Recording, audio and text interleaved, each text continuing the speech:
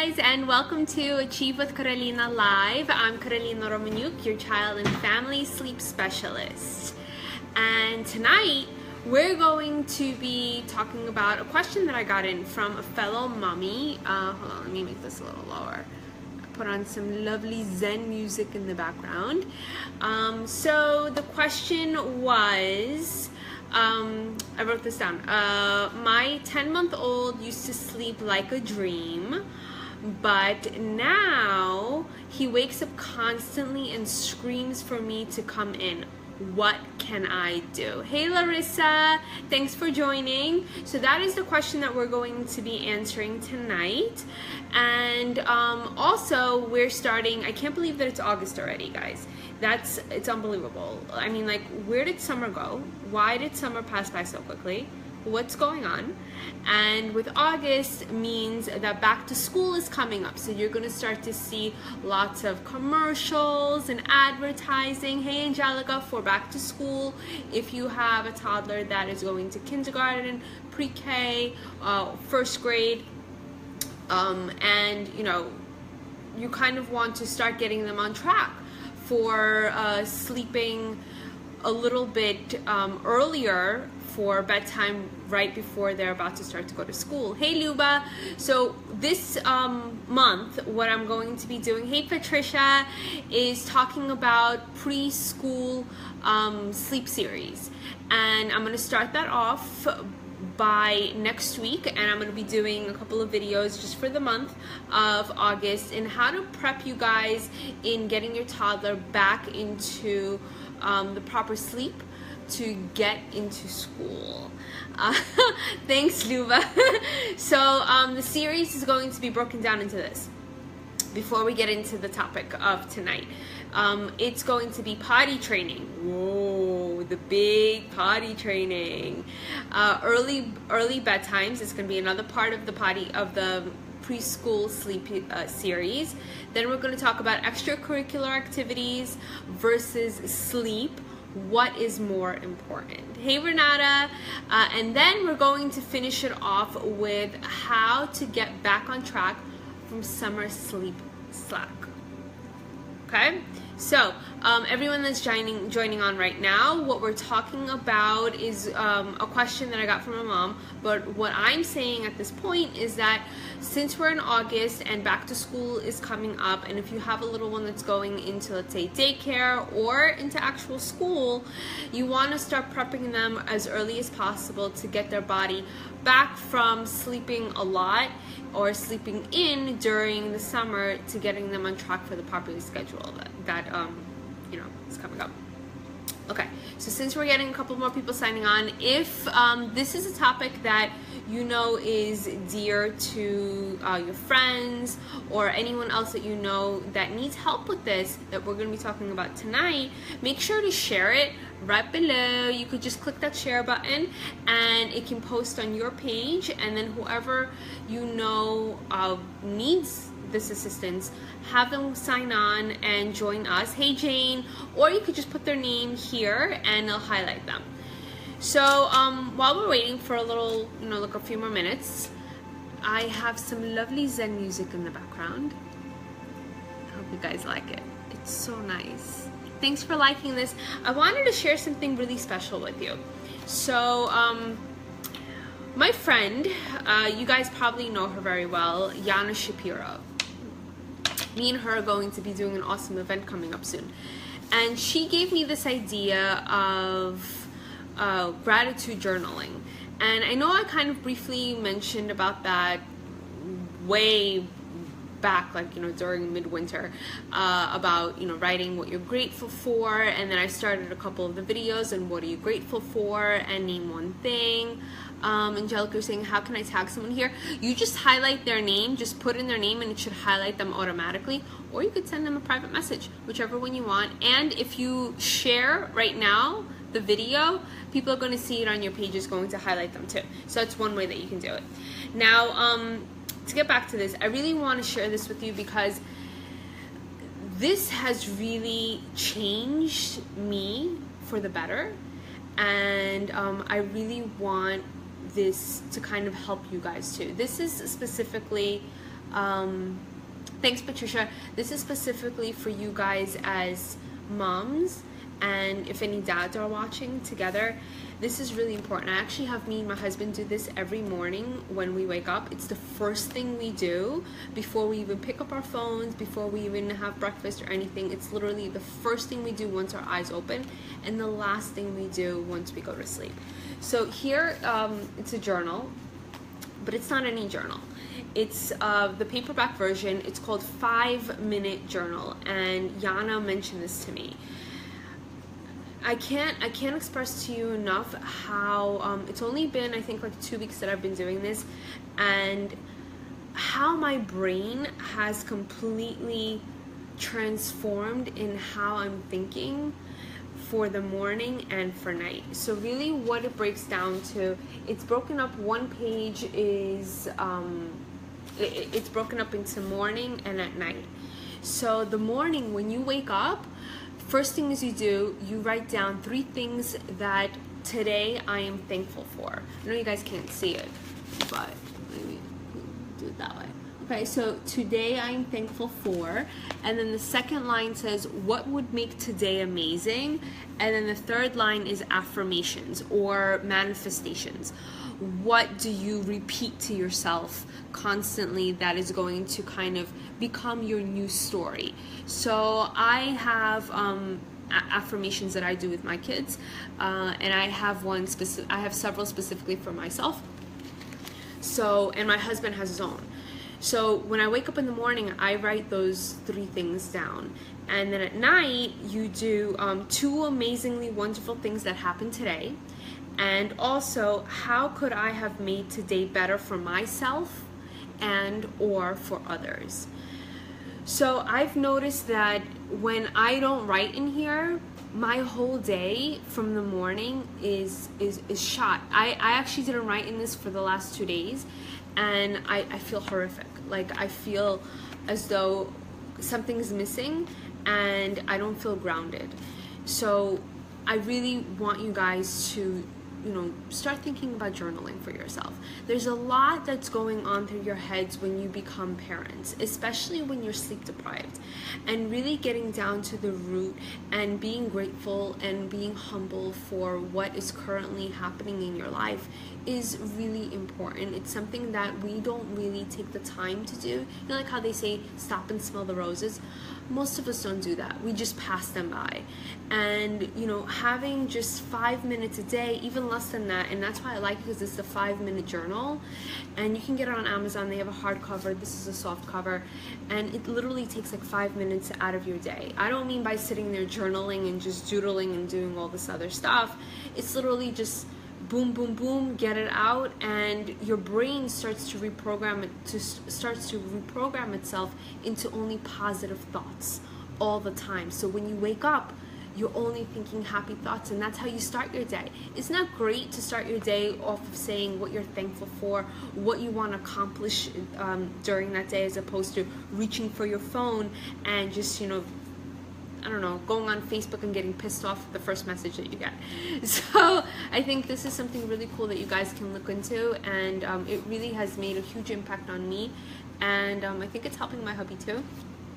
So thanks, Yana, if you're watching, and also to the author who created this. Okay, so now let's dive into, hey Jane, onto tonight's question. So again, I got this question from one of our mommies, and it's, I'm just reading it off of my notebook.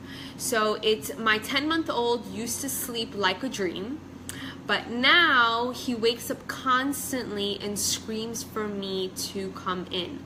What can I do?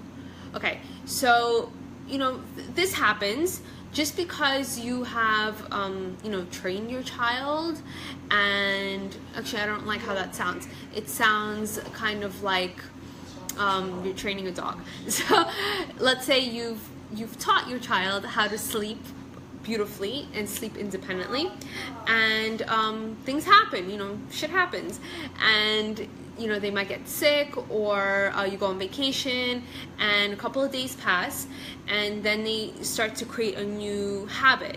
And how I always say is that usually it takes close to anywhere between 3 to 5 days to start to form a new pattern. and then after that certain period of time, it starts to kind of sink in a little bit. So if your child got sick, or if you moved, or something different happened in their environment, and now they are kind of, you know, backtracked from what was going on, and they're not sleeping very well anymore. Meanwhile, before, they were sleeping like a dream. Hey, Olga. So what do you do now, right? What do you think that you can do? The main thing that you can start is, how are you putting them to sleep now? Forget about what you used to do. So if you did cry it out, if you did intervals, if you did sleep lady shuffle, whatever method you did before goes out the window. You don't want to repeat that because that was in the past. You need to focus on what is going on now, like straight ahead. So if you're helping your little one now fall asleep by sitting by them, hey Sasha, by you know, holding their hand, maybe they need to have a little rock here or there. You know, you want to first figure out what is that new association that they have, that they need in order to put themselves back to sleep. That's step one. 2 is then you need to create an exit strategy for yourself. How are you going to help your little one go back to sleeping peacefully, so then it's nice and dreamy for you and for them? Hey Natasha, so everyone that's signing on right now, we are going through a question that a fellow mommy wrote, and it's mainly that her 10-month-old used to sleep beautifully, and then now all of a sudden it's like a nightmare. They scream, they cry, and they just need mom to be there. So the first things first, like I was mentioning, is you want to whatever you did in the past to help your little one fall asleep goes out the window. You need to focus on what's happening at this point currently in time. So first things first is know what association you have. Then the second step is, how are you going to create this new way of them to help them sleep beautifully by themselves, independently, right? So that's where the whole method comes in. Again, you also want to make sure that their schedule is proper. Has anything changed in their schedule? Are they shifting from 3 to 2 naps or 2 to 1 nap? Are they trying to drop their naps altogether? Usually for kids when they're a little older, I'm not saying 10 months, but when they're, let's say, like in preschool age, they start to drop their naps, and things kind of, you know, go downhill from there. So you really want to know where they are within their age. Are there any milestones that are happening at that point in time too? So usually the milestones are around 4 months, 8 months, 12, 18, and then 24. Those are like the main ones, and then they have like little mini ones in between, but those are like the major ones. So you want to make sure that they're not having any type of associations, and if they are, we have to extract those and put in something different and use a method to help them go back to sleep. The other factor is knowing their schedule. When are they taking naps? How well are their naps? Are their naps too long? Are their naps too short? So first things first is you need to know how much sleep during the day that they need, and make sure that there's a proper bedtime for that as well.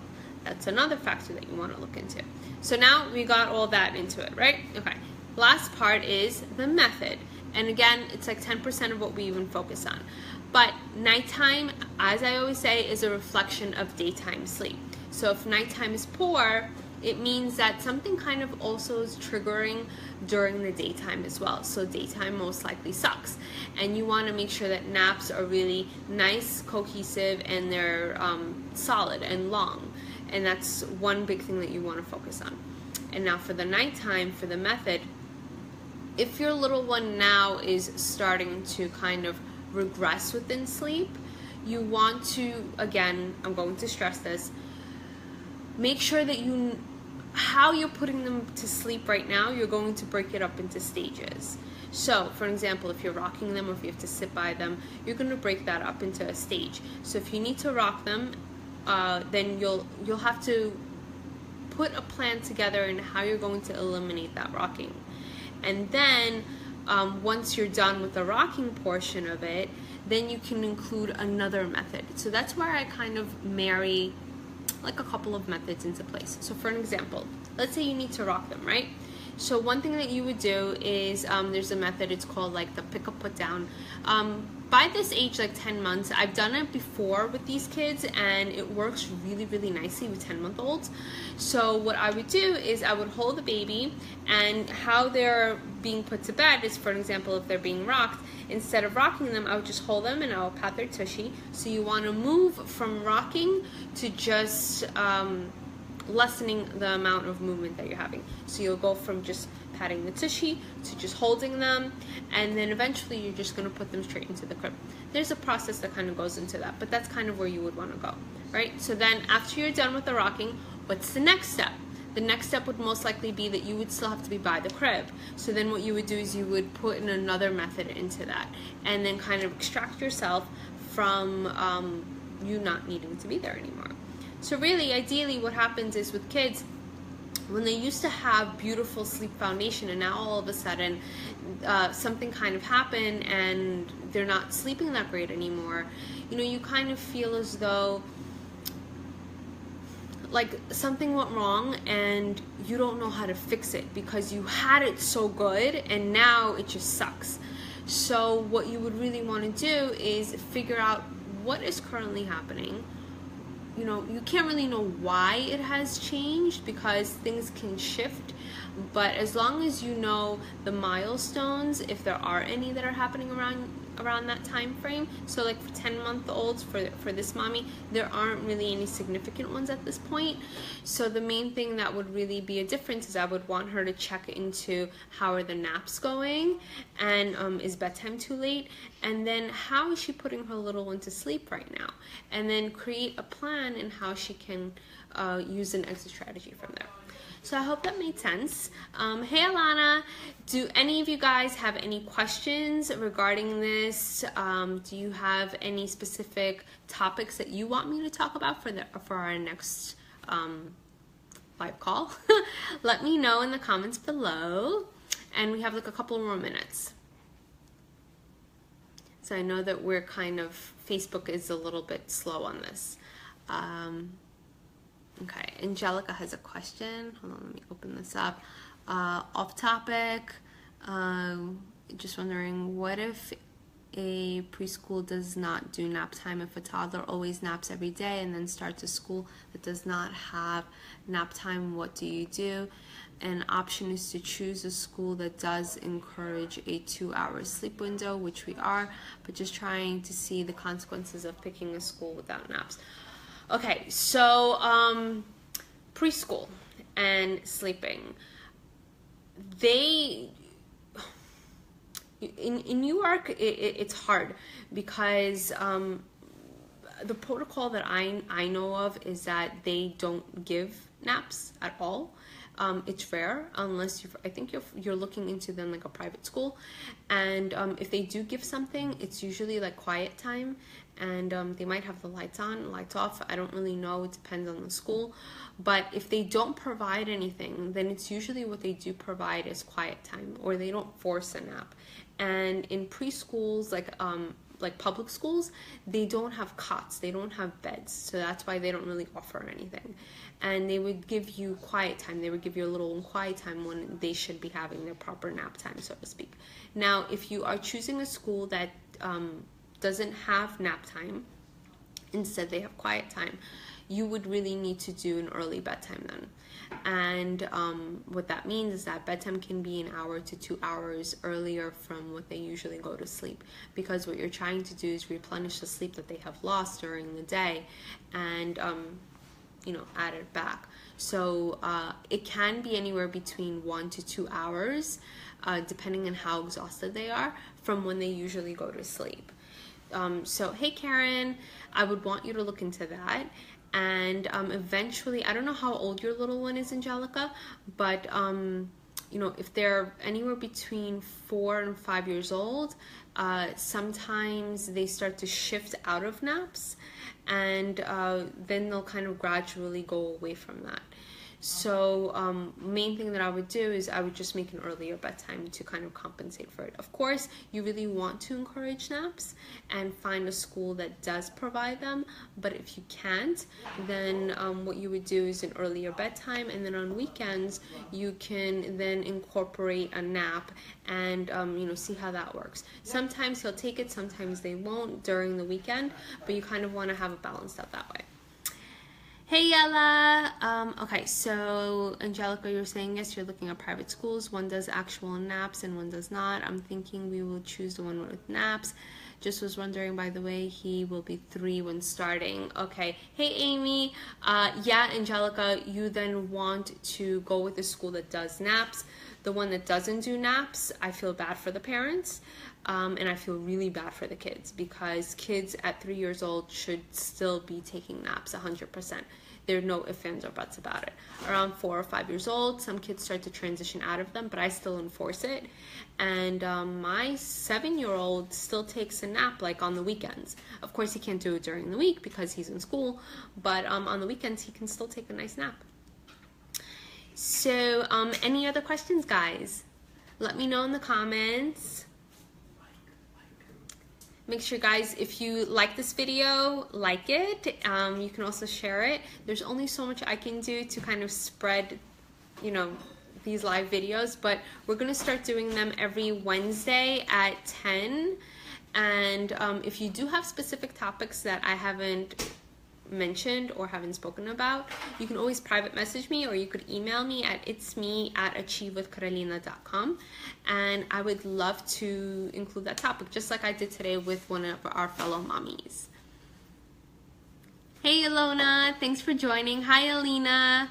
Oh, we're getting so many cool people on. So if you're just signing on, I went through one of the questions that a fellow mommy sent me, and she really wanted to know the answer to it, the response to it. So the question was, her 10-month-old used to sleep like a dream, but now screams and wants mom to be in the room with her. What do you do? So if this is what you're experiencing, just rewatch this video. I went to kind of lots of different tips and advice on what to do, and if you have any specific questions based on your sleep circumstance, you can always contact me, private message me, and we can schedule a free sleep strategy session. So Angelica says agreed. Okay, just wanted your opinion, which I've okay, my pleasure, Angelica. And anyone else have any questions? And awesome job, Angelica, on choosing the daycare that takes naps. You're gonna love that. Any other questions, guys? I know we're like a little delayed on here, so I got like 2 more minutes. My computer died. I really wanted that really pretty song on. I don't know. Okay, so I guess that's it. Everyone should have sweet dreams tonight. I'll see you guys next Wednesday. And don't forget, we're doing this every Wednesday at 10. Make sure to have your friends sign on also. Put this in your calendar. Every Wednesday, 10 o'clock sharp, it's going to be here on this page. And we're going to start doing the preschool sleep series, prepping your toddler for preschool. And that's really important topic, because once we start going to school, we have to get out of summer sleep slack and get ourselves back into gear for the fall. And I can't believe that it's already August and summer just, where did it go? Karen says, what's your recommendation for pre-K nap amount? Usually it's minimum an hour. Ideally, I would want it to be 1.5 hours to 2 hours. But it all depends on the school, because every school has their own different protocol on it. And sometimes they're so stringent on the schedule in their activities and all this other stuff, which I think it's complete bullshit, because how can you have kids be on a strict regimen of activities when they are exhausted, and you just want them kind of doing all this stuff, but meanwhile they're tired and there's no wind down time. So having naps is really important for preschool, and I really go throughout the city and I talk to many different daycares about that.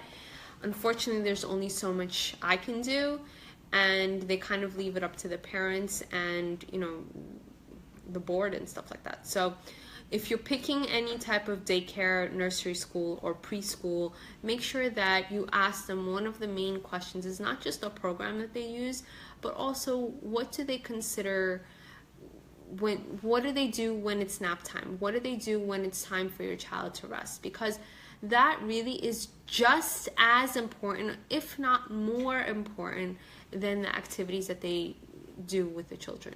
Because if you're working with the child with letters and numbers and you're not giving them time to rest and have their body rejuvenate and regenerate everything that they've learned, they're just working on empty batteries. That's kind of what's happening. And then when you bring them home, they're so jacked up on adrenaline that they can't fall asleep. So you really want to have a nice sleep nutrition balance. That's really what it is.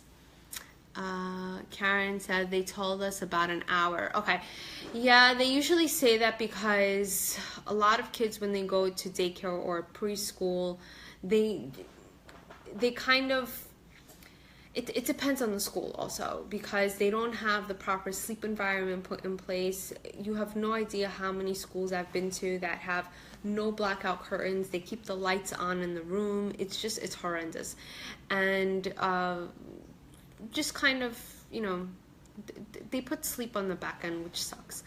So hopefully we can change that, you know, soon. And if not, then you can kind of balance it out with early bedtimes and compensating for it on the weekend. It's really as creative as you can be about that.